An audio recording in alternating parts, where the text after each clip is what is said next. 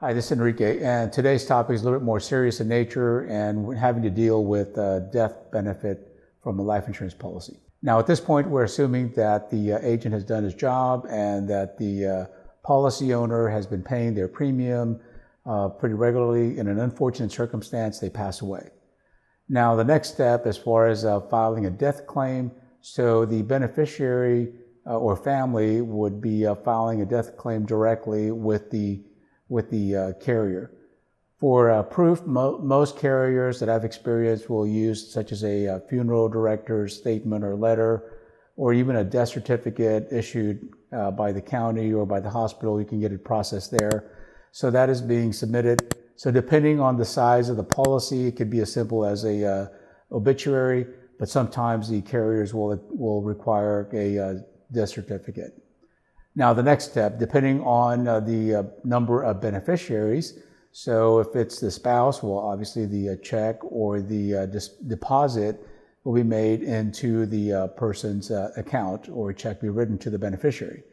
Now, I will note that it is always best to keep the proceeds separate, especially if it's a large figure, to keep the death benefits separate, to keep them from being tapped in or looked at by creditors or collectors, because there are some benefits of the life insurance. So I always suggest keeping those in a separate account and do not commingle with existing checking accounts that may be open when the insured passed away. So if there's multiple beneficiaries, then obviously the checks will be made payable to whoever the insured indicated on the policy. Sometimes the policy owner may have dictated who the beneficiaries will be, but same thing there, that whoever is listed on the policy, that they would be receiving the benefit.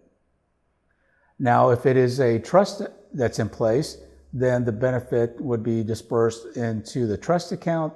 If there is a trustee, then that trustee will be notified, and at that point, the trust will handle how the benefit money will be dispersed amongst the beneficiaries, or however the last wish is based on the will from that insured.